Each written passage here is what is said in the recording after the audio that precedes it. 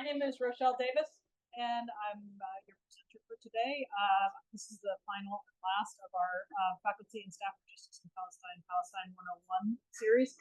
There is no microphone, so if you in the back can't hear me, just like kind of raise your hand like this. I'll try and use my voice.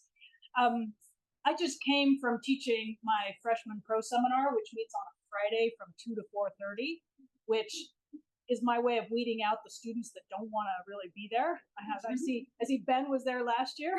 Yes. And so I also chose Friday at 5 o'clock. So I'm weeding out the people that don't want to be here. So thank you all for being here on a Friday afternoon. I want to start briefly with a land acknowledgement that we are on the traditional and unceded land of the Anacostan Piscataway people, and that we here at Georgetown benefit from the labor of the enslaved people that helped build the institution and the slave labor that was sold to keep the institution afloat. Part of what I did in this freshman pro seminar, which is on refugees, today was we talked about the dispossession of native populations to sort of get us started of how refugees were created before we had the 1951 Refugee Convention and all that happened in the 20th century around refugees. And I also had my friend Armand Leon, who is sitting right here in front, come and talk to the students because he wrote a book that was published last year about DC Native history. And so I highly recommend the book. Armand gives me permission to send copies to those of you that contact me. I have the PDF version of it. But I think part of starting with a land acknowledgement and starting with this history is to acknowledge that settler colonialism is a structure and a process that's happening all over the world, and refugees fit into this in various ways. What I'm going to talk about today, I'm going to try to kind of answer some questions if I can, as best I can, but talk a lot about a variety of things. So what happened in 1948 and sort of what led up to what happened in 1948. Why do Palestinian refugees have their own agency when the rest of the refugees fall under UNHCR? So I'll talk about that. Why do Palestinians hold on to their histories? I'll briefly talk about various attacks on UNRWA that have happened, and then a little bit about humanitarian aid in Gaza today, because that was in the title and because I know a little bit about it, but it's a difficult subject to address. So as you all probably know, when the lands of the former Ottoman Empire were divided following World War I, the European imperial powers divided up control of the Levant, and the British mandate over Palestine began in 1922, lasted until 1948. It was the divisions of these lands followed roughly the outlines of the British and French Sykes-Picot Agreement imposed against the wishes of the population, who desired self-rule and independence in one form or another. As you can tell, I'm going to be telling a story of colonialism. That wasn't obvious from the words I chose. There was a Palestine. This is a British passport with the word Palestine on it. And this particular one on the right is, what's his name? Mr. Ali Jarallah. Thank you, Mr. Ali Jarallah. And so this period between 1922 and 1948 witnessed economic and administrative growth, as often happened under colonial rule in these periods, oftentimes at the expense of the local population. There was a large Jewish immigration to Palestine because of what was happening in Europe and elsewhere, as well as the creation and the ideas behind the Zionist movement. And then there was a lot of political and violent repression of the indigenous Arab population who were fighting against the British mandate for their independence. This was all sort of the background to the British colonial period. Was also part of the Balfour Declaration, which came out in 1917. So during World War I, and it was another decision by colonial powers about the fate of a population. And the Balfour Declaration, I will read, was that it was a public statement issued by the British government announcing its support for the establishment of a, quote, national home for the Jewish people in Palestine. And at that time, it was an Ottoman region, and it had a small Jewish population. So the declaration, this Balfour Declaration, was in a letter dated to November 1917 from the United Kingdom's Foreign Secretary Arthur Balfour to Lord Rothschild. And the text of the declaration was published in the press in November 1917. So this really was an act of foreign imperial power making decisions in a distant land from the land that they were making decisions about. So as a result, the British, when they took over the mandate, created various plans and white papers proposing various ways to partition Palestine. There was the Peel Commission of 1937, which the proposed Jewish state is in purple. The proposed Arab state is in green, I think. And then the hatch-marked area, or the slide, is the area to remain under British mandate, which then included Jerusalem. And then we come to the United Nations Partition Plan in 1947.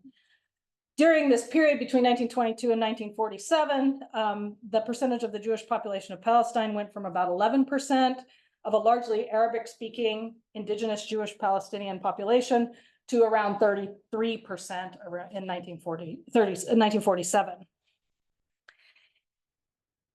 So the other reason I want to talk about this in a colonial sense, in a settler colonial sense, is also because it is also related to the rise of the Zionist movement and the actions of European powers and what Europe is doing to its Jewish population. And so post-Holocaust, particularly after 1945, the European Jewish population was almost decimated due to Nazi anti-Semitic campaigns that killed at least 6 million European Jews throughout the 1930s and 40s. As we know, the Nazis destroyed their homes, villages, and lives and created a Jewish refugee community that many of whom immediately took refuge in parts of the Middle East as well. At the end of World War II, the Jewish refugees, in some cases, really did not want to or were unable to return to their homes in these countries that had been part of the Nazi regime, or to populations who had been complicit with their executions and their being driven from their homes. So many did not return or rebuild their lives in the countries following those massacres, deportations, and pogroms that had taken place in Germany, Poland, Romania, Hungary, Austria, Czechoslovakia, Greece, Italy, Bulgaria, Lithuania, Latvia, Ukraine, and Western Russia. And I list all of this to recognize how much of this is a European project and issue that is going on, aside from what is happening in Palestine at this time, and yet it becomes they become intimately tied together. What was also happening was, as part of the ideas around the rise of nation states, that Jews were being categorized as Jews rather than as Germans or Poles or Latvians, particularly at the hands of the Nazis. And this also then weakened their national sentiments towards the states of their citizenship and the states of their long histories, and states that they had been part of building. And instead, this is where the Zionist movement was able to urge them to feel part of a rising sense of a Jewish nation or to become citizens of the states of their exile. And I bring all of this up to kind of position what is happening in and around Palestine in the 20th century is so much about the creation of nation states, which I'll connect with in a little bit more. So next one. So we go back to sort of 1945, the end of World War II. We have a weakened Britain, and we also then have the creation of the United Nations. And so the UK, the British government turns to the United Nations in 1947 and says, help us figure out what to do in Palestine. We can't be there anymore. And as you can see from these documents, in total, the Jewish community in Palestine by 1947 owned about 8% of the land and was about 33% of the total population. And as part of the period from 1922 to 1947, had really worked to build its separate social and political institutions for the Jewish community. In November of 29th, 1947, the United Nations General Assembly passed Resolution 181, which contained a plan to partition Palestine into Arab and Jewish states with an international zone called a corpus separatum for the holy areas in Jerusalem and Bethlehem to be administered by the United Nations. And I want to think about kind of in the 20th century why these ethno-religious partitions are taking place, because there is a history of them in various places. And I want to start and go back to at the end of World War I, what happened in the former Ottoman Empire in what became Turkey, and because there was, in the predecessor to the United Nations, in the League of Nations, they promulgated a convention concerning the exchange of the Greek and Turkish populations. So Article 1 from that in 1923, or 20, yeah, I think it was 22 or 23. The Article 1 reads, quote, there shall take place a compulsory exchange of Turkish nationals of the Greek Orthodox religion established in Turkish territory and of Greek nationals of the Muslim religion established in Greek territory. So you can kind of sort of all of a sudden see like suddenly nationals and religions are being ascribed in ways that don't really make sense or made sense at the time, but we do not see them as making sense. And it says, Article 1 continues, these persons shall not return to live in Turkey or Greece respectively without the authorization of the Turkish government or of the Greek government respectively. That's the end of the quote. So all of a sudden, this idea that people's faith traditions are also being tied into races and being tied into nations. And this is happening at the sort of end of the 19th century and the beginning of the 20th century. Muslims were then, Sarah Shields writes a very good piece of this in Middle East Report, piece on this in Middle East Report, and she says, quote, Muslims were henceforth Turks and Greek Orthodox Christians became Greeks. Greek-speaking Muslims whose ancestors had resided, procreated, traded, and worshipped within the new borders of Greece were deemed to be Turks. 500,000 Turks were then relocated to their own nation, the just created Republic of Turkey, where they could not even speak the language. At the same time, some 1.5 million Turkish-speaking Greek Orthodox Christians whose ancestors lived within the area now defined as Turkey and had predated the Roman Empire were now forcibly relocated to Greece. Religion had become racial identity as families were uprooted, neighborhoods destroyed, and trade networks eradicated, end quote. So this is this period in which also the partition of Palestine is happening and being conceived, that Jews are a separate nation and need to have their own sort of space. And this is, this is tied to both sort of Zionism and Jewish desires and ideas about nationhood, as well as these colonial powers ideas that everybody has to have a place in a slot.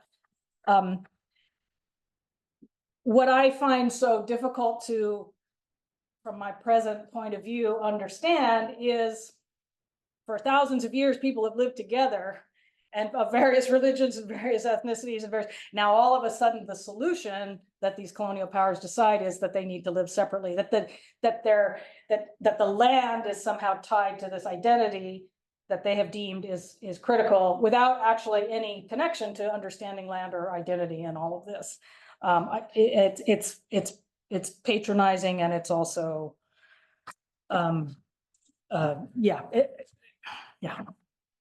you all know what I'm talking about. But so I asked this question, sort of, why are these ethno-religious partitions taking place? It also is happening in India in 1947, as you'll recall.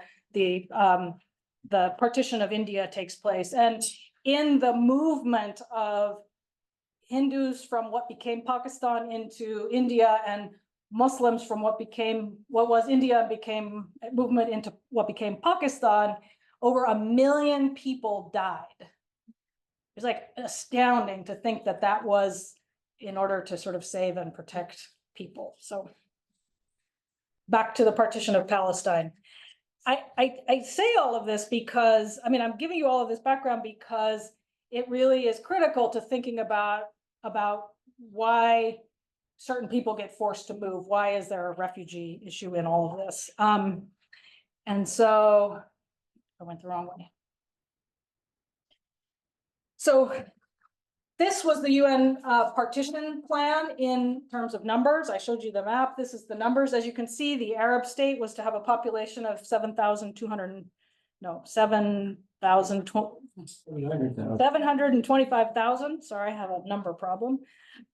With 10,000 Jews on some 43% of the land, where the Jewish state was to have a Jewish population of 498,000. And the Arab population, 407,000. So almost equal populations in the Jewish state. And they had 56% of the land. And then the population of the international zone was to be 105,000 Arabs and 100,000 Jews. So when you read Palestinian sources about this, a lot of them say, like, we know that Jews owned 8% of the land, and here at the Jewish state, they're being given 56% of the land. And, you know, what do we do with a large portion of our population who are living in what is purported to be the Jewish state? The populations concerned didn't embrace these arrangements necessarily, and they turned their focus from fighting the British Mandate authorities to fighting each other.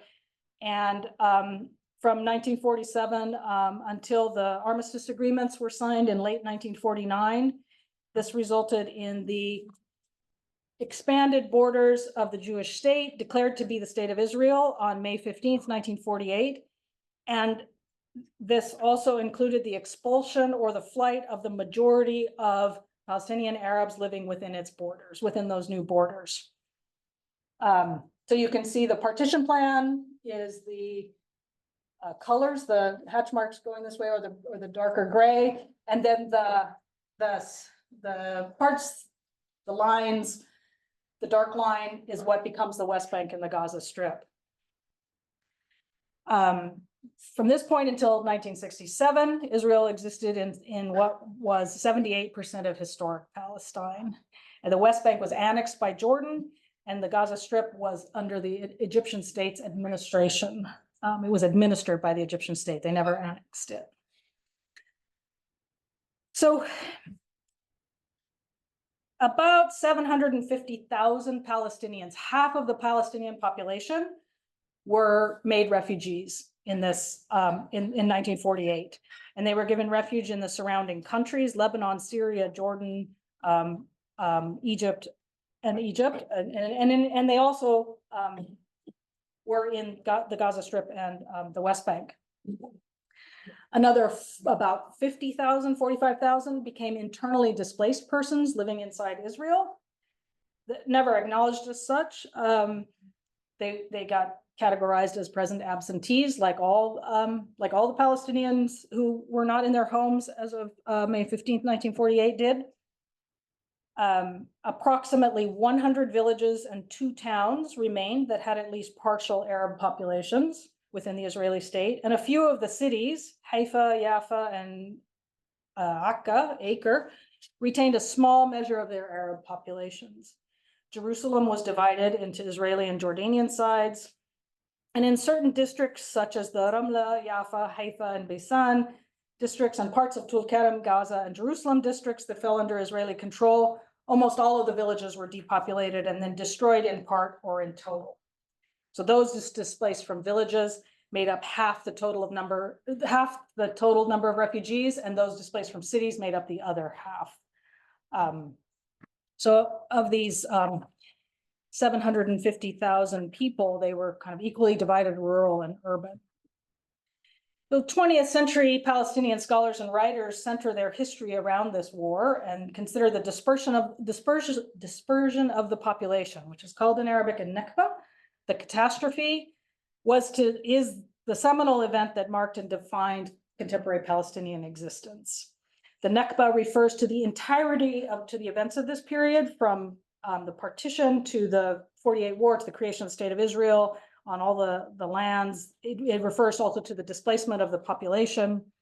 And in total, there were more than 400 villages destroyed. This is from my book, which I meant to bring and hold up, and I didn't. But I had these maps made, and you can see all dots, all the black dots are villages that were destroyed. All of the ones with numbers are ones that I collected and have village books written about them. That's why these maps are this way. And so that's couldn't get the map and have it be read on one page, so you have this.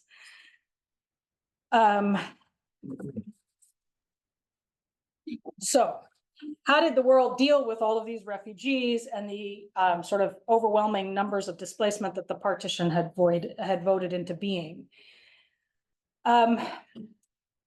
Based on models that were developed during and following World War II, the idea was to create temporary refugee camps. And so sort of things were rolled out in order to sort of house and tents or food to provide for refugees.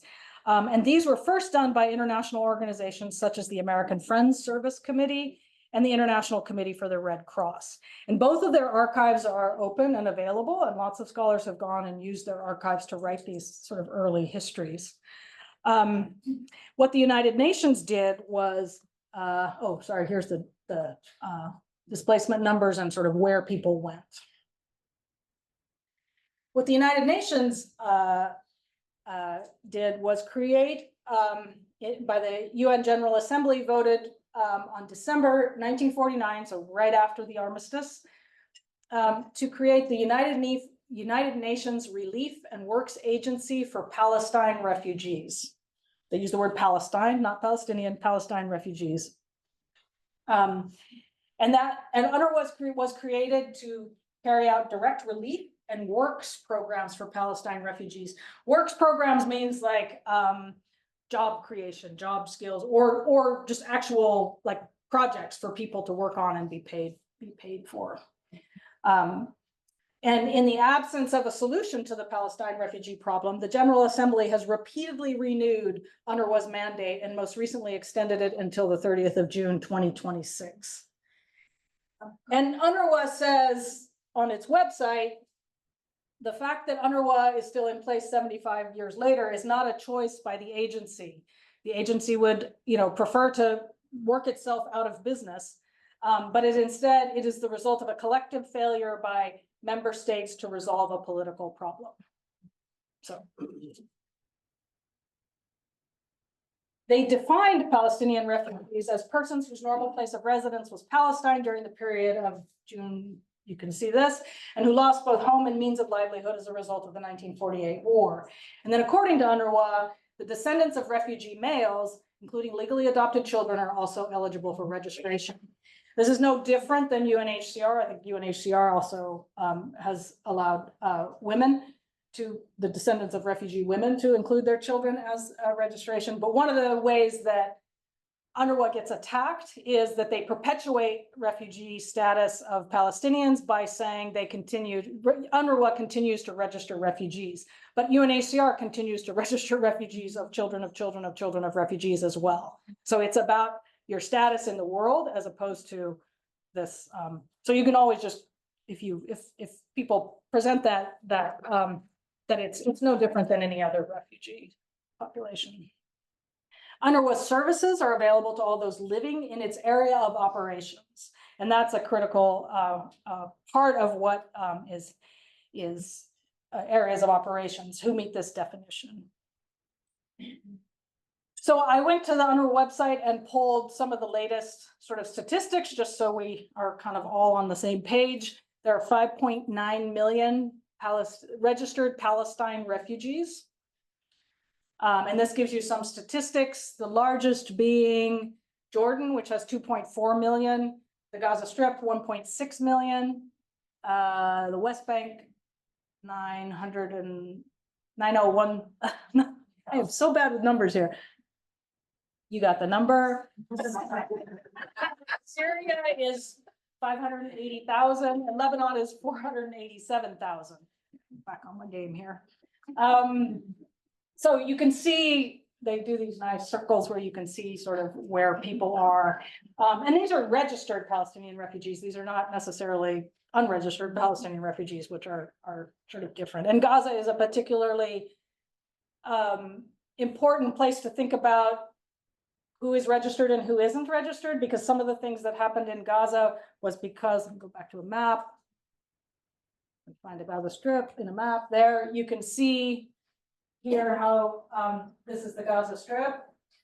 So if you were a Gazan living here and that's where you are from, but your farmland is over here, you don't necessarily, because it became a refugee in 1948 because you lost your home, but many of them did lose their livelihoods. And so there was a lot of tension between, in the early years, of providing aid to refugees versus aid to Gazans themselves. That has changed, but it remains, if you are a registered refugee, you don't get access to these services.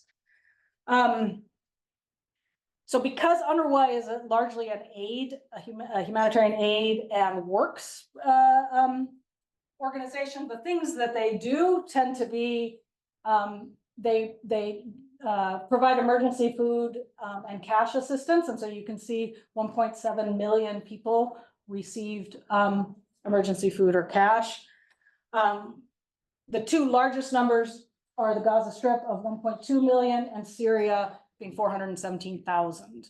And that's because both those populations are living in wartime conditions for the most part. The other thing that UNRWA has done and did from the beginning was establish schools. And so, as you can see, there are schools in all of these places run by UNRWA, sometimes in the camps, sometimes outside of the camps. And UNRWA, as part of refugee practice, uses the curriculum of the country in which they are, where they are. So in Jordan, they use the Jordanian curriculum. In Lebanon, they use the Lebanese curriculum. In Syria, they use the Syrian curriculum, etc. In the Gaza Strip and the West Bank, they used to use other curriculums. Now they use the Palestinian Authority curriculum. So UNRWA hires teachers to teach in the schools, all the administrators, etc. And those are almost all, those are all local people. This gives you some idea of the number of students. So you see those numbers. And then the other things that UNRWA has done historically is also provide primary healthcare facilities, which are not necessarily secondary or tertiary healthcare facilities, but are primary healthcare facilities. So they do a lot of early interventions, etc. And then you can see they've had more than 7 million patient visits. So they do a huge service in terms of these things. I wanted to go back to talk about schools. One of the important things that UNRWA did early on, and they are famous for, was and this is both UNRWA and Palestinians themselves, was start schools very early in the early 1950s and onward. And so that became a real currency for Palestinians to be able to use as they moved around as refugees, because they had access to schooling. The British Mandate had done a terrible job of helping Palestinians build schools. They actually prevented Palestinians from building schools before 1948 in many places. And so because it was all under the British Mandate Department of Education. And so there was a real eagerness for schooling. And so the rates of literacy among Palestinian refugees are some of the highest in the world. They were in the 1950s and remain so today.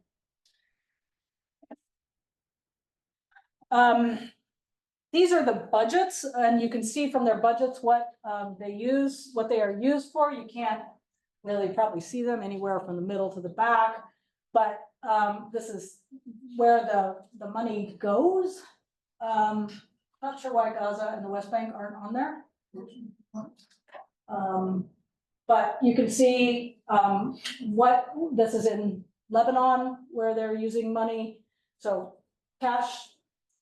And as you think about, if you take Professor Adele's development class, thinking about sort of some of the ways that aid is given, one of the ways in which that is most empowering to people is to have cash where they can actually make decisions about what they do with that cash in their lives. And so you can see UNRWA is sort of following better practices than many other kind of organizations, but shelter, healthcare, education, et cetera. I put all these links on the bottom. So then the big question everyone always is confronted with is, why is there a separate agency for Palestine refugees than for every other refugee sort of that we know today? And this is why.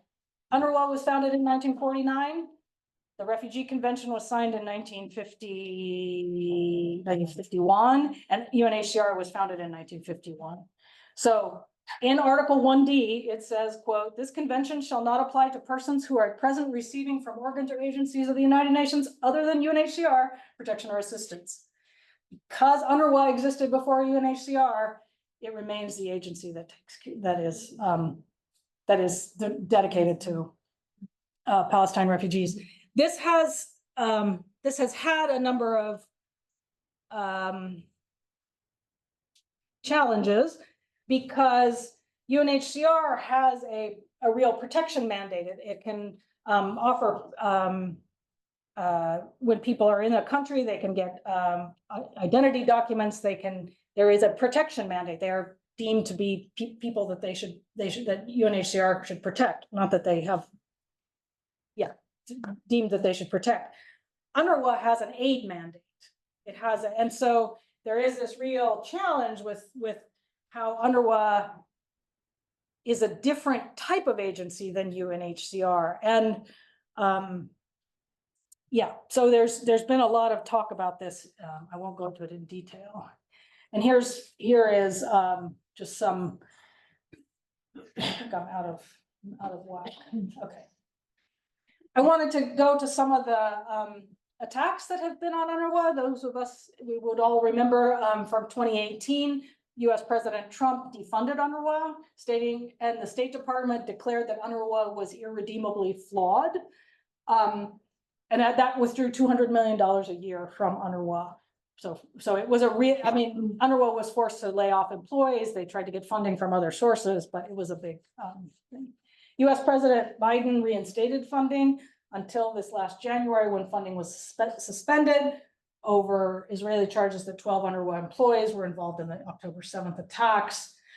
And then in March of 2024, US law banned US government funding to UNRWA for a year. Instead, they took their $175 million and put it through USAID. I don't know, I haven't followed whether it's gone through or what has gone on. In the second bullet point, when this happened, not only did the US withdraw funding, but a whole raft of other, primarily Western countries, pulled their funding as well. And UNRWA says, like, we will investigate these 12 employees. They did, they fired them. But they said we have 30,000 employees. So 12 employees is less than like 0.2% of their employees. And they say everybody is investigated twice yearly and all sorts of things they've come back with. But clearly this isn't about 12 UNRWA employees involved in the October 7th attack. This is clearly part of a larger campaign to attack and defund UNRWA and make it sort of go away, as if making UNRWA go away would make Palestinian refugees go away, which it won't, but it continues. Sorry.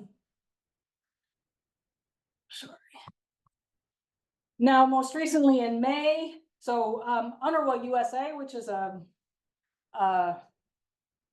don't know what it is, an NGO here in the US that helps raise funding for UNRWA, started sending money to UNRWA again. And then this US nonprofit, it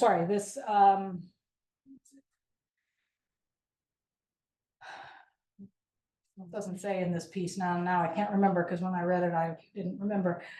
A suit is being brought against UNRWA USA. It accuses it of aiding and abetted terrorism because of its support for United Nations Relief and Works Agency for Palestine Refugees. So the Center for Constitutional Rights, among others, is defending UNRWA USA on this. But this is part of all of these attacks on this UN agency to try and kind of, it's relatively unprecedented, particularly around refugee issues, that there are kind of no other, as far as I know, UN agencies that come under this kind of constant sort of questioning of their work and of what they do, and constant defunding. So I want to shift to talk about the refugees somewhat. But I want to, before that, I want to look, so UNHCR, the United Nations Refugee Agency, produces a global trends every year for the last period. They've been doing this, and so they do these numbers.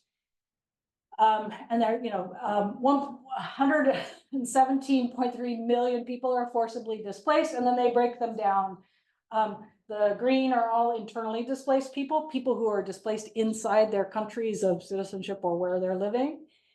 And then blue are 31.6 million refugees under UNHCR's mandate. And they have to specify that because right here you see this this light green line, a light blue line, are 6 million Palestine refugees under UNRWA's mandate. And this is pretty much the only mention of UNRWA and Palestine refugees in UNHCR's global report. So they tend to be just not included in statistics. Like the UNHCR tends to cite this number over and over. They don't usually combine them, although that may be changing. But anyway, you see how people get counted and categorized according to sort of these, where they fall in. These kind of reddish color, the 5.8 million people in need of international protection, other people, that is largely Venezuelans. They don't fall under the refugee category, and so they get this different categorization. So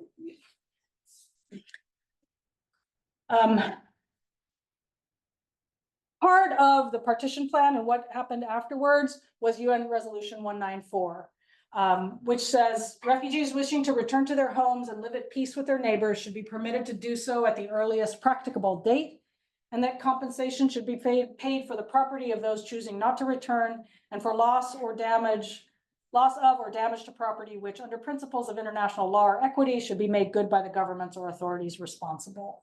And then it instructed the Conciliation Commission to facilitate the repatriation, resettlement, and economic and social rehabilitation of the refugees and the payment of compensation, and to maintain close relations with the director of UNRWA. So this is a date I'm not going to remember, 1949, 1950, something like that. But you can see this coming out of World War II, and with the sort of post-World War II and the ways that the Nuremberg trials and thinking about compensation for Jewish victims of the Holocaust and other kinds of compensations coming out of World War II that happened, the United Nations thought this should happen too, and they voted it into sort of the UN. They voted it into existence as a UN resolution. It has not happened. It has never happened, and nothing even vaguely, like no part of this has ever happened.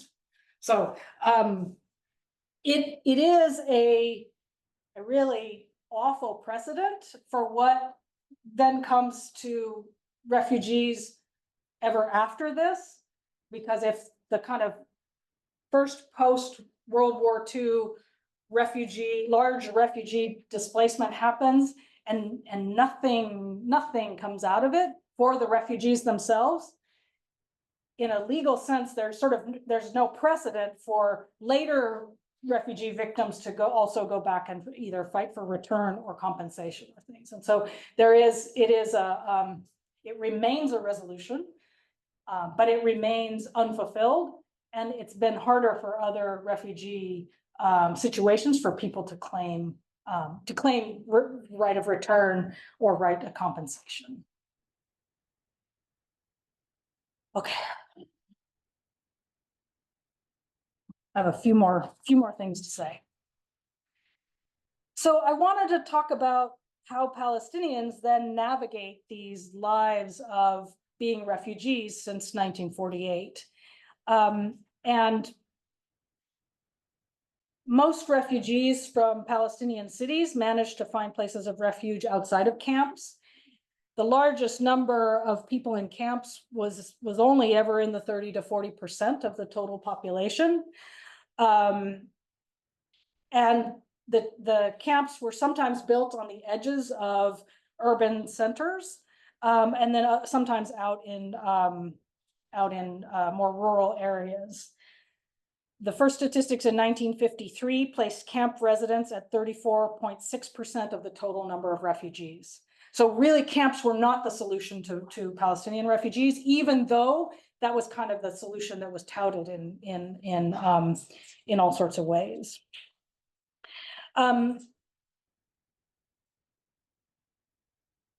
In Jordan and the West Bank, because it fell under Jordanian, because Jordan annexed it, Palestinian refugees were given Jordanian citizenship. They were allowed to get Jordanian citizenship. Every other refugee has to request a travel document from their the place where they're living. And this is one from Syria, and you can see it says وثيقة سفر للاجئين الفلسطينيين, a travel document for Palestinian refugees.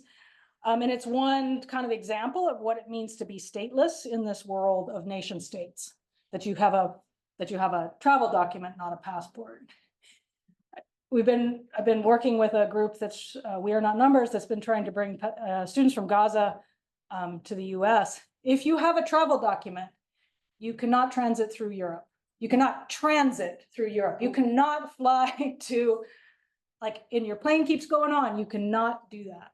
They will not let them right now. I mean, I'm just talking about right now in the last couple of years. So this sort of statelessness is a real thing, even though you have a agreed upon document.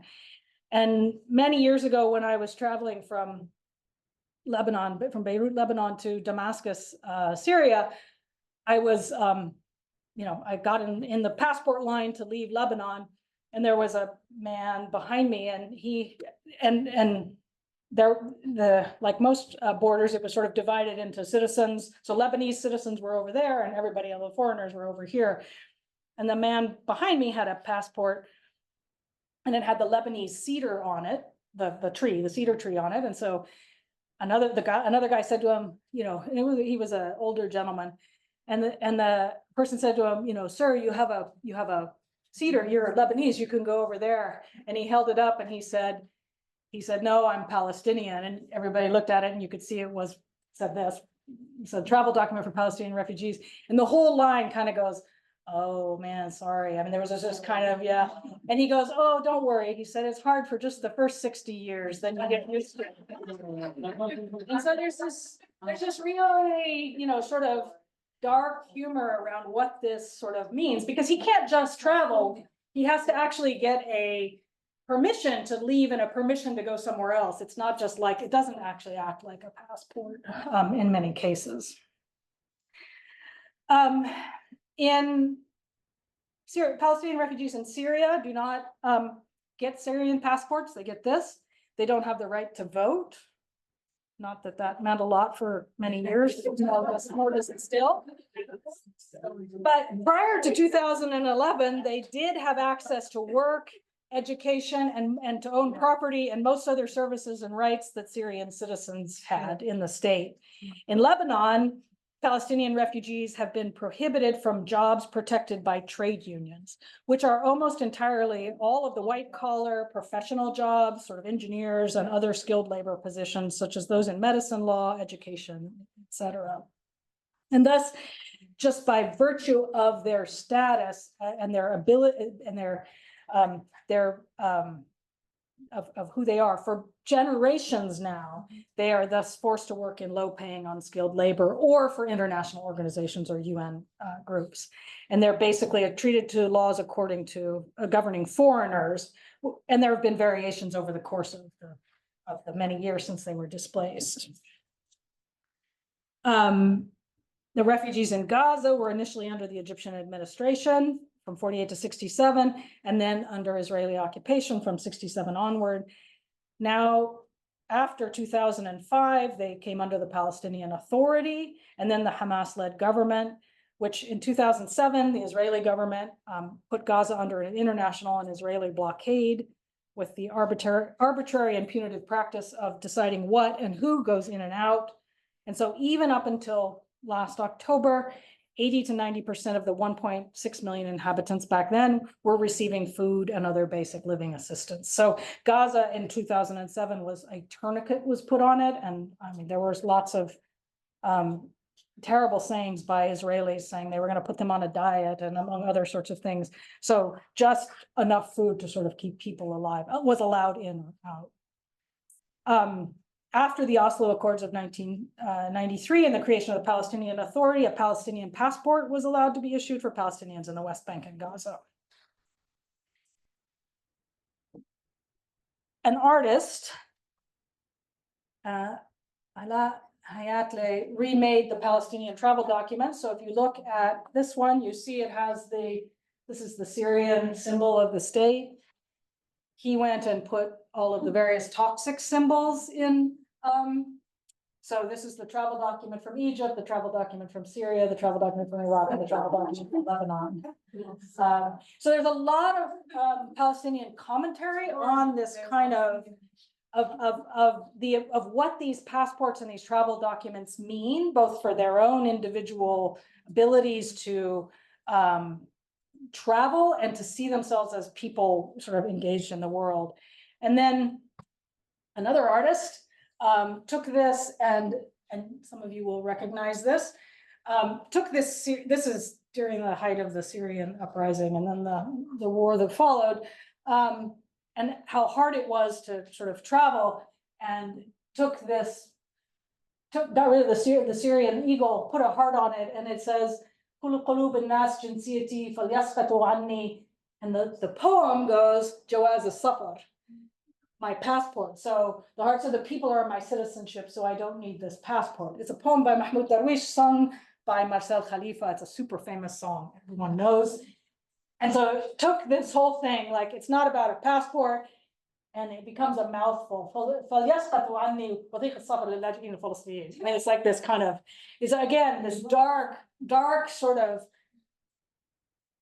like, I'm going to remake these things in ways that describe how I feel and that are meaningful to me. It's how these artists are dealing with these things.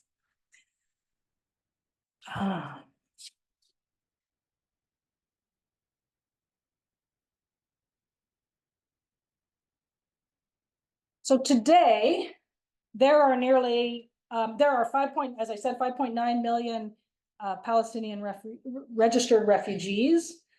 They live in 58 recognized Palestinian refugee camps: Jordan, Lebanon, Syria, Gaza Strip, and the West Bank, including East Jerusalem. And these 6 areas are designated as what UNRWA calls its areas of operation. Can talk more about camps if people are interested in it.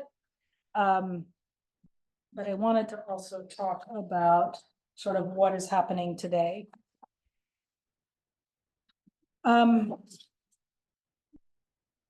So OCHA, the United Nations Office for the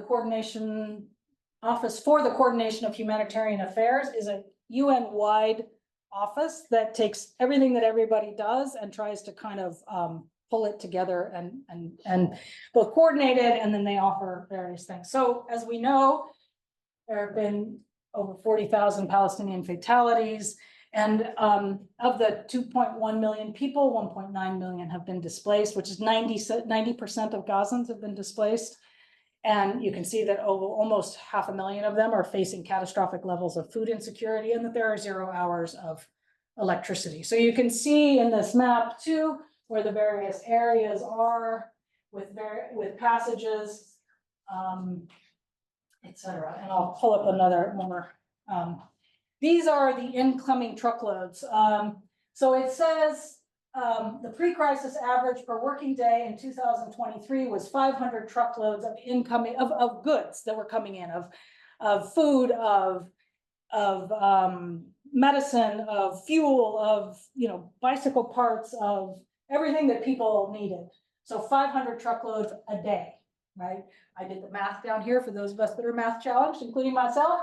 500 truckloads a day would be, if we did 26 days, so people took a day off a week, that would be 13,000 truckloads, right? A month. Here is what has happened since October 7th. If it was 13,000 before, it was initially just 2,000, it went up. And then in May, Israel took over this area and shut it down. So since May 7th, no one has gone in and out of here, and no truck traffic has gone in and out of these crossings. So you can see what has happened. It's coming from different areas, but it's gone down by almost half from these periods. In August, more than 1 million people did not receive any food rations in southern and central Gaza. So that's been a real problem. This is all from OCHA.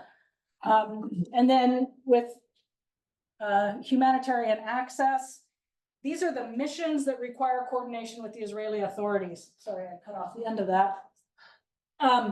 So if a UN group or otherwise wants to bring in aid or wants to do something, they have to coordinate with the Israeli authorities who are there.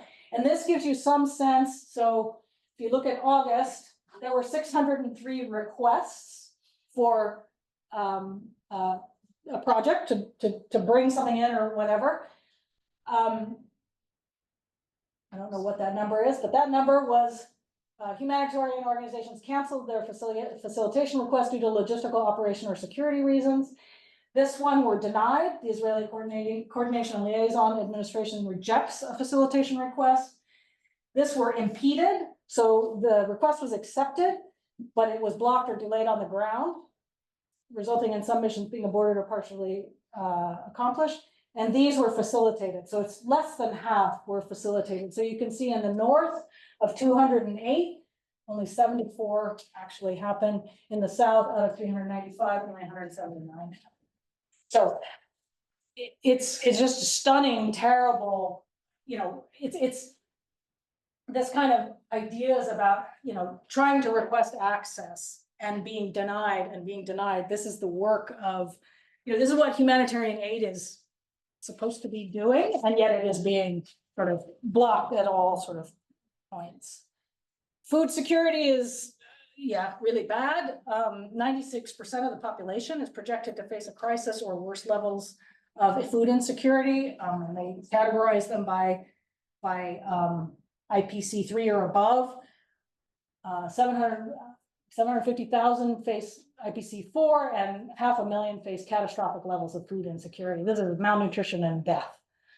And then they go to sort of the ideas about if Gazans were able to feed themselves and take care of themselves because of the war, 60 to 70% of meat and dairy producing livestock were either killed or have been slaughtered to feed people. 65% of cropland and 33% of greenhouse areas have been damaged, and 70% of the fishing fleet has been destroyed.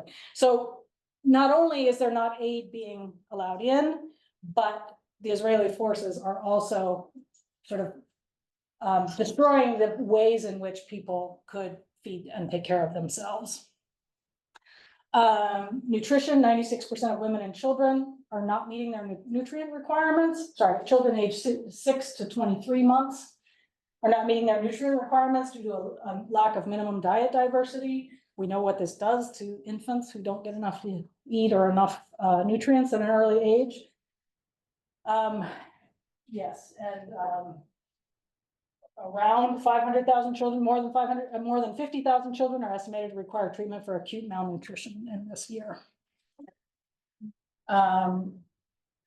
This is a slide so that we don't have to look at those statistics of various camps and various things. But I wanted to address, I wanted to end in a different way by talking about some of the ways that Palestinians think of themselves. That's just my general comment, because I've been in class, and when I teach classes and I think about, and I particularly undergrad classes here at Georgetown, and I've had students say to me, not in an aggressive way, so don't take what I'm about to say in a kind of challenging or aggressive way, but they would say like, my God, it was so many years ago. The original people who were there have died. I mean, the original people who were displaced have died. So like, why haven't Palestinian refugees just sort of gotten over it and, gotten used to being where they should be and, just being who they are and not sort of worrying about being,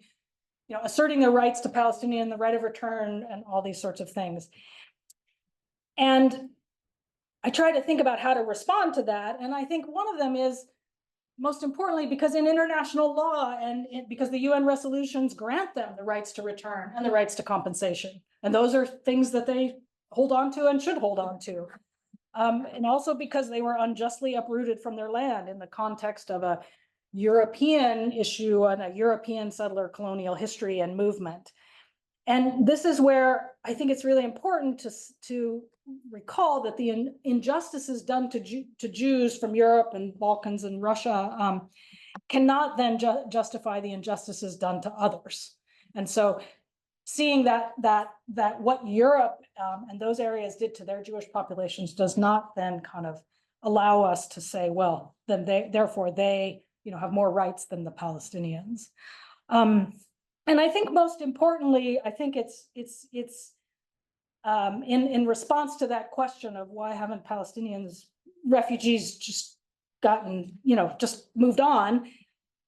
I think, like, most importantly, I usually respond because they want to be Palestinian, because that's who they are. And they assert that over and over in so many ways. And so I'm going to read a few things to you that I've either translated or something. So I wanted to know, this is from my book, that when I lived in Yarmouk refugee camp in Damascus, Syria, and I also lived in Amman, and I visited Lebanon.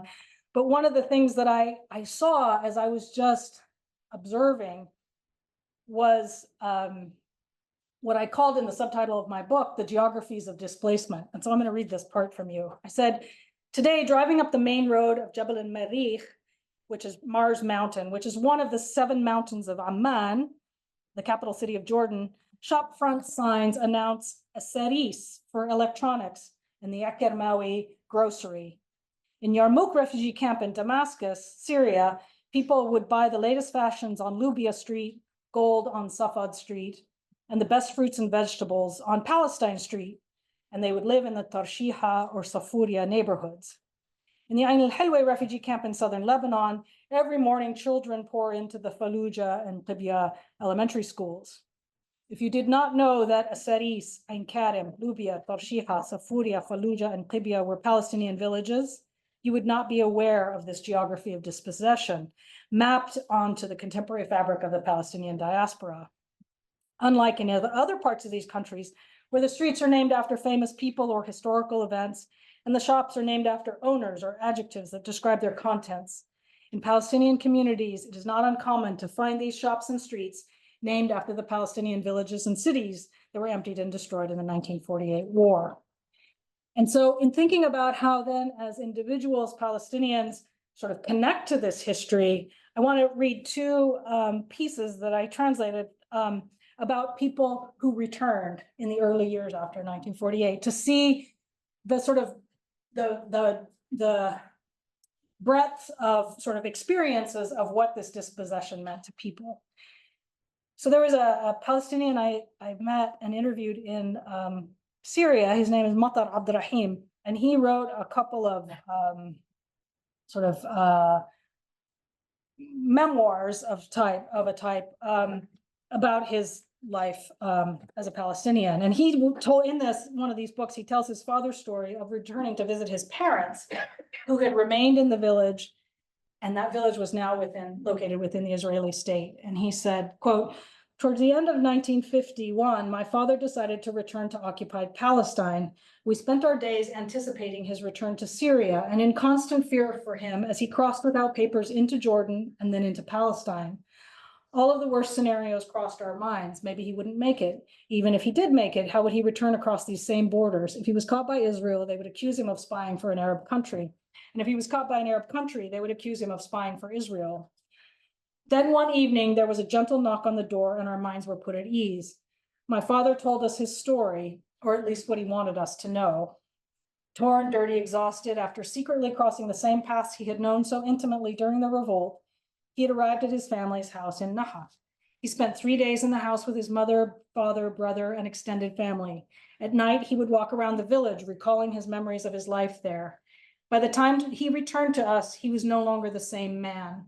Gone was the optimistic, strong man I had worshipped all my life. His hope for life disappeared with his homeland and his home. And I read this to show sort of some of the psychological effects of being a refugee and what that has done to people.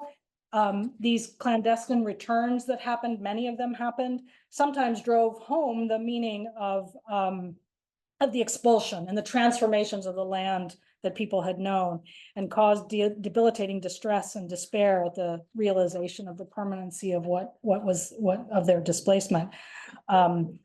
Ghassan Kanafani's The Land of Sad Oranges touches on this as well. And then I want to close with another story told by someone else about their comrade who was in the Palestinian resistance. And it illustrates this kind of meshing of individual and nationalist actions. So Walid left his village as a boy in 1948, and amid the chaos and fear, he found himself alone in Lebanon. He thought his family had preceded him there, but instead they had hidden in the mountains and returned to their village after the fighting stopped, and ultimately became citizens of the Israeli state.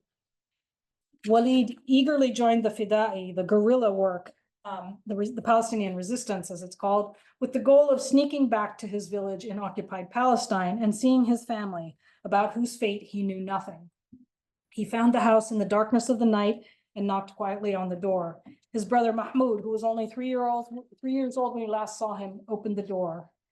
After entering the house, Walid grabbed his father's hand, kissed it several times, hugged him tightly, and then kissed his chest where his heart was. His mother, he learned, had died 3 years earlier. He left on the 7th night, walking, crying, laughing, back to his exile, carrying with him renewed faith and the conviction that he would continue to struggle for his people so that they would not dissolve into the darkness of history, end quote.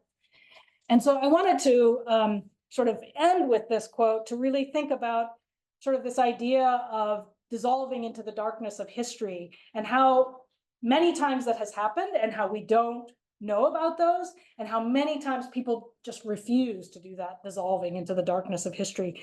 This story also reminds one, if you've read Ghassan Kanafani's Return to Haifa, it has that same kind of energizing of confronting loss, and confronting that loss then spurs people to sort of that increased sort of dedication and willingness to fight for people's homeland. So that's it. Thank you. I'm happy to take questions.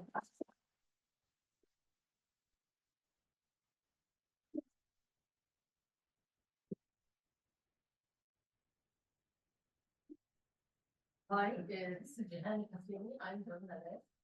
I want to mention two issues that what's happening now, what is happening now, this genocide is more ugly if you compare in that variant. There is no word expressed, and we are watching, and we can't do anything.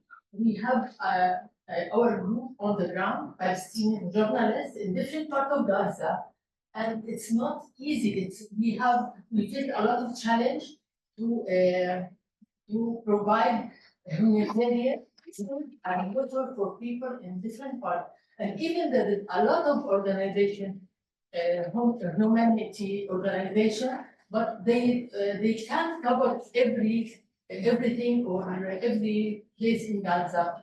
The second issue I want to mention that Israel planned to take over the north coast, the north part of Gaza, Gaza City and Jabalia and Beit Hanun, and they plan to build the big settlement, Netzarim. And I have my colleague in Jabalia, 2 of them murdered or killed. They told me yesterday. He told me our colleague told me, I know sooner or later we will leave. You know, we displaced more than 13 times. You know, in the same area because there is no safety place. Yeah. Thank you. Thank you. And I was just talking with my students about this, because we were talking about sort of things that have happened in the past and how today we can look back at the past and think, oh, you know, we didn't do anything. Why didn't we do anything? What was going on? And we're in a very different time in the 21st century. And I think because, you know, in the past, you didn't pick up your phone and watch it, right? Happening live. You maybe learned about it in a newspaper, you know, months later or days later or something like that. But now we can actually watch it happen and we still are doing nothing. And this is, I mean, not we, but I mean, this genocide is being allowed to continue. And this country that many of us pay taxes to is aiding and actually sending the bombs that are being dropped on these people and making this genocide happen. And I think that is one of the things that is just so, I don't know how to, like, hard to fathom for people who see themselves as inherently like, you know, good. Like if I were in a time back then, I would have said something. I mean, there's a whole book about Hitler's willing executioners, you know, and people read that, and, oh, I would have said something. I would have sacrificed myself. Well, you have a chance. I mean, we all have a chance now.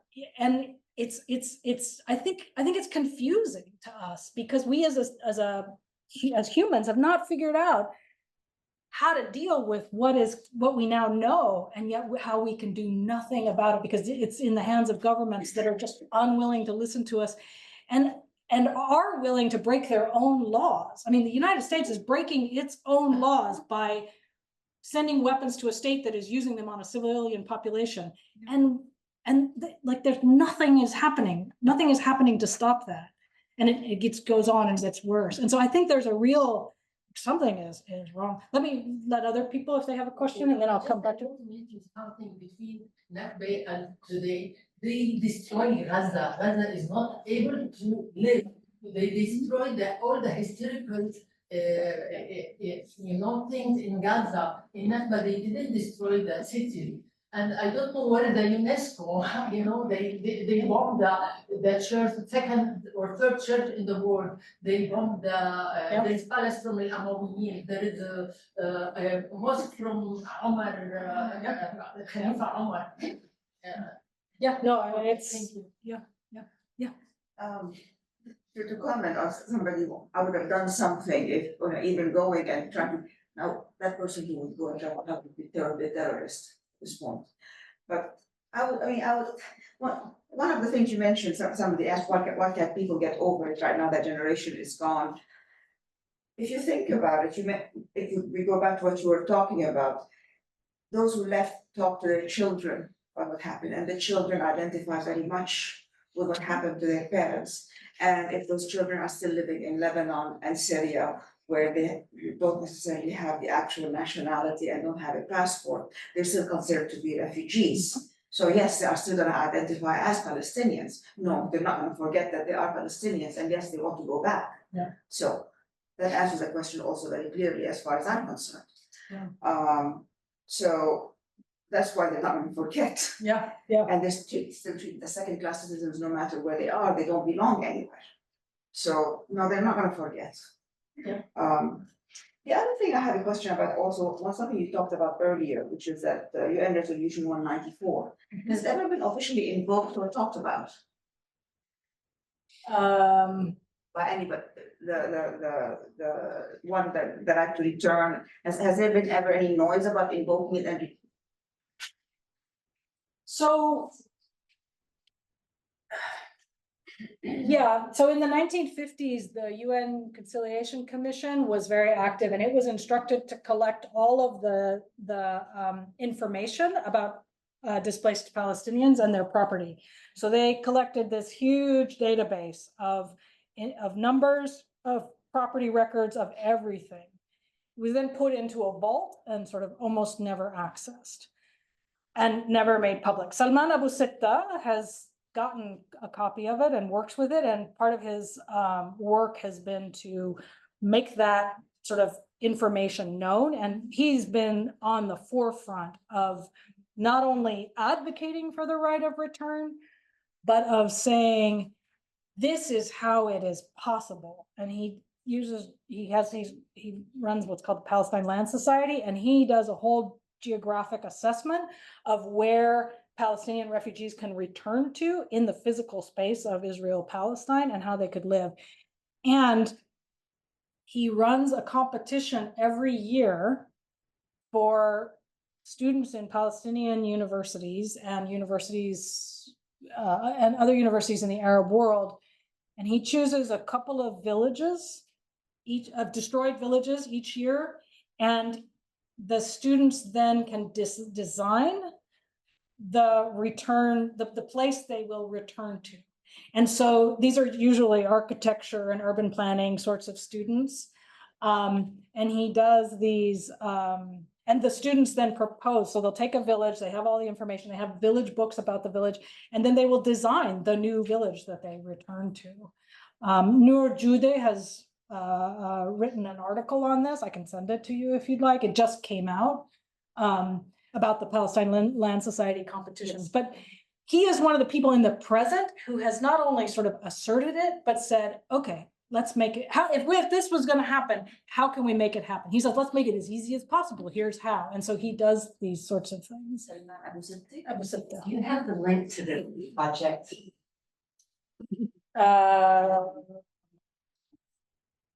Wonderful site. I've seen it, I think a couple of years ago. Let me try. It's like he has many, it's like a series for Atlas Palestine. Yeah, so here's his It's amazing. website. It's Let's see. very- Yeah, and it, yeah. Oh, architectural, oh, that's the login. Noor is gonna be here on the 16th. Right, I was hoping that you would know the date, yeah. Yeah, on Monday the 16th at noon in this room. So this one was from 2022, we'll go to that one.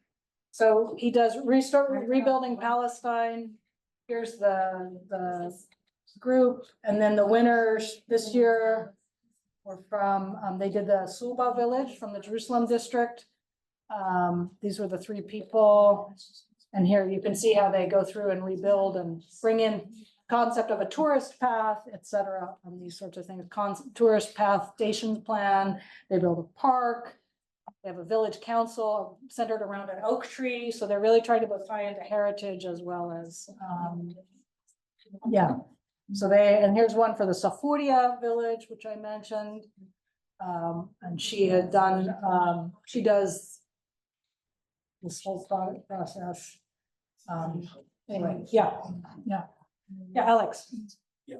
Thanks. I was just reflecting on a headline from this morning that this Turkish American was shot in the West Bank. And I'm just thinking, do you think this is a moment where Turkey's going to step up their humanitarian support towards Palestinians in Gaza, or has there been, raising rhetorical criticism of Netanyahu coming from other down? I'm just wondering if you think this is a moment where things may change a little bit. I don't know. Because figure out how to say this in various ways. Turkey has been a supporter of Palestine in various ways. I hear from friends, Turkish friends, that Turkey is having a pretty strong anti-Arab moment at the present, and there's been a lot of part this is caused by the economic challenges that Turkey is having. And thus it's a turn against Arabs, it's a turn against Syrians, it's a turn against, Arabs who come as tourists. So that may but there may be, Erdogan may be able to tap into a larger sort of Muslim sentiment that would but yeah, I don't know. The other thing that your question raises in larger form, I think, is how much governments, particularly in the region, have used the Palestine issue over the last 60, 70, 80 years as a way to get the people on their side, get their populations on their side, and say, oh, we're doing this in order to liberate Palestine, while building massive armies and massive militaries that then, and not building massive educational institutions and not building massive healthcare infrastructure, but instead building massive military, and then taking the military and, as we are seeing in some cases, turning it on their own populations. And so, you know, that I would be aware of Turkey kind of also potentially playing that game a little bit. But I don't know, you know, time will tell.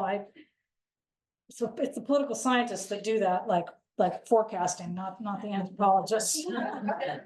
I think Leif had a question. Yeah, I think when we looked at mainly the Palestine refugees, were there early on, like the United Nations, was that a way of them equating that the Nakba in 48 created Jewish refugees, or was There were some Jewish refugees created in 1948, I think it was 30,000 who were displaced in various parts. I'm not sure why they chose Palestine over Palestinian, but here's my theory. I mean, I don't know as a fact. If you go to the Georgetown University website, library website, and you want to look up books on Palestinian refugees from the 1950s, and you limit your search just to the 1950s, and you type in Palestinian refugees, you'll get like 2 sources. If you type Arab refugees, you'll get hundreds of sources. So they were called the Arab refugees. They weren't called Palestinian refugees. And so I have a feeling that this is also tied to yeah, but it's also tied to Arab nationalism and the Arabs sort of saying that this is a larger Arab cause, sort of, as well as saying that Palestinian nationalism doesn't exist, right? So it's a suppression of that Palestinian nation. So I think there's a lot of factors going on in there, but I also yeah, that's my thoughts. yes, another thing, when can you trace Israeli policy, when did Israeli policy become directly to anti-UNRWA? When can we trace like Israel being like out openly anti-UNRWA? Is this more a recent phenomenon post Oslo, or was this something that we can trace to 67 or much earlier? I think you can trace it sort of from the beginning, but Israel didn't have the power to be sort of so openly, whatever, but there were a lot of, I mean, UNRWA it was never, even though there were displaced Palestinians, UNRWA was never allowed to exist in Israel between 48 and 67. I mean, so there was a lot of, yeah, I think it was from the beginning. Yeah. Yeah. With UNRWA suspended, no funding and all that, so the Palestinian refugees still exist. Is the UNHCR assuming any of the roles at UNRWA? No. So UNRWA still exists and they find funding in other ways. I don't know how, I mean, I don't follow the funding issue terribly closely. Other donors step in and try and fill those shoes sometimes. I don't know, I mean, other people would know if UNRWA is even paying salaries anymore to its employees in Gaza. So if it's not paying salaries, then it's saving. I mean, that sounds terrible and I don't mean that that way, but I mean, that's a chunk of money that's not being used. UNHCR has stepped in with Palestine refugees in one case that I know of, which was Palestinians fleeing Iraq in about 2006. And they were not Iraqis, they were Palestinian, they had the Iraqi travel document, and Jordan and Syria would not let them in. And they were in camps on the Iraqi-Syrian border and camps in the Iraqi Jordan border. And UNRWA didn't have any services out there. And so UNHCR would kind of on the secret sort of come once a week and bring them food and water and services and bring a dentist every once in a while and a doctor every once in a while. And then do it secretly? Well, because they weren't supposed to, right? I mean, this is quote unquote UNRWA's area of operations, But I mean, it wasn't so much secret as it was like, you know, it wasn't sort of well known and well advertised. It was known among UNHCR people and UNRWA people because they did it in coordination. But UNRWA didn't have access to the no man's land, whereas UNHCR could. So, yeah, so that's one case where UNHCR has sort of stepped in. I'm sure there are others that I don't know about or others don't know about, but in general, it's and yeah, that's yeah, Zane. I hope you can hear me from here, but I have a question about travel documents and the legality for Palestinians and Jordans, or even Palestinians in the West Bank who have like a temporary Jordanian passport, who have a passport but they don't have a national ID number, they're not like eligible for public services in Jordan. Like, what would they be considered refugees? Like, Yes, they'd definitely be considered refugees. Oh, that's a complicated question that has a lot of, okay, so after, when the first Intifada started in late 1987, and then Jordan disengaged from the West Bank and said, okay, that was when they stopped, not immediately, but there was this idea that they would stop issuing Jordanian citizenship passports to people in the West Bank, was because the idea was this should become a state. And then with the rise of the Palestinian Authority, then there was a Palestinian authority to issue passports. Now, what has happened is, particularly in Jordan, there are, I'm not going to remember the number. Someone can help me with the number, like 100,000 people who are from Gaza, who came to Jordan after 1967, but because they were never in the West Bank, they never had access to West Bank. They never had access to Jordanian passports. So they have a temporary, either they have a temporary passport with no national identity number, or they have nothing, and they cannot own property. I don't think they can own a car. There's a whole bunch of things they can't do. Yeah, they cannot own property. Yeah, they can't own property or a car. And so many of them are in what's called Gaza camp in the Jadash area.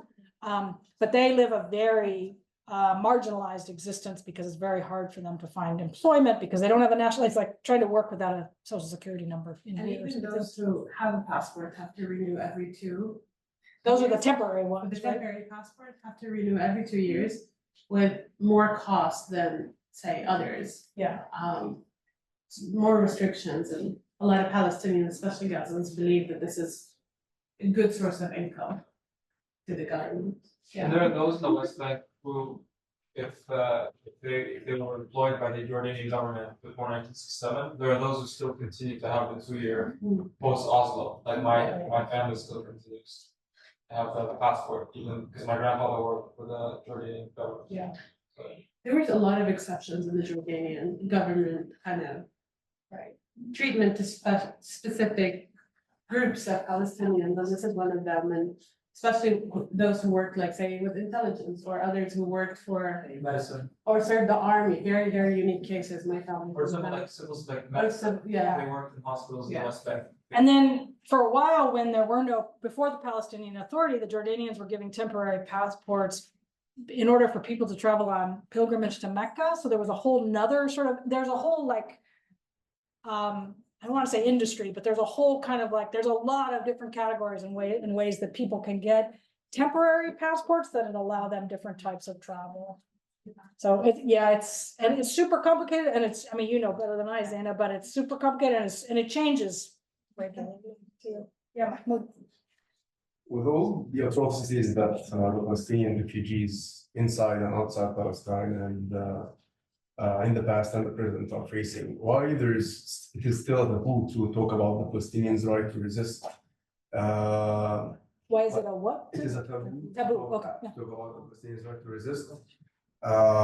And there is a tendency to frame it as only a humanitarian issue. It is a humanitarian issue, but it's primarily a political issue. And there is like, I mean, to be a little bit more clear, that the right to resist using force in accordance to international law, the right to self-determination and to resist the occupation, and all the other General Assembly resolutions that are specifically targeting the issue of Palestine, it is still treated as, or like even somehow among some supporters of Palestine, they are not comfortable enough to talk about the right to resist with the use of force under international law. No, thank you, and it's a good point to bring up. So yes, under international law, occupied populations have the right to resist their occupiers. And this is one, so one of the ways that the Israeli government has gotten around sort of rhetorically as well as legally around these sorts of things is they say they don't occupy Gaza, right? We're not the occupier of Gaza, right? And so so then that it's about, in some ways, about legally defanging some of these arguments. That's Gaza. And then in the West Bank, I think they would also, I mean, I don't know if they could legally say it, but they would at least say we're not the occupiers. There's a Palestinian Authority. We have these agreements with this Palestinian Authority, A, B, and C, and this sort of stuff. The UN defines Israel as the occupier of Gaza. So Right, but that's Israeli lawfare has been sort of mobilized to say, no, we're not occupiers, right? And that's how so they present an argument that says like, oh, of course, but we're not that. Right, so they don't even address the issue. So they have their narratives. What about the other people who like they don't care about their narratives, but also are still having this? We're not approaching this area of saying publicly that the Palestinians have the right to defend themselves. I don't know. I mean, I think that's a harder issue for people to sometimes embrace. I mean, if you think about the American invasion and occupation of Iraq in 2003, even people who are against the invasion and occupation wouldn't have necessarily kind of wanted to say, oh, Iraqis should resist, right, violently against their occupiers, in part because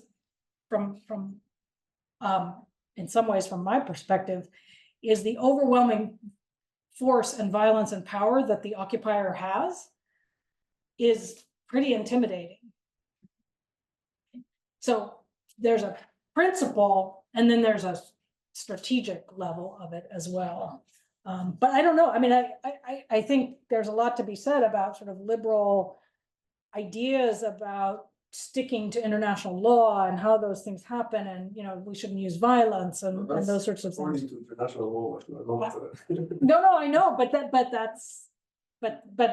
yeah, no, you've put your finger on a really, really sort of touchy issue, which I'm not surprised, Mahmoud, because you're good at that.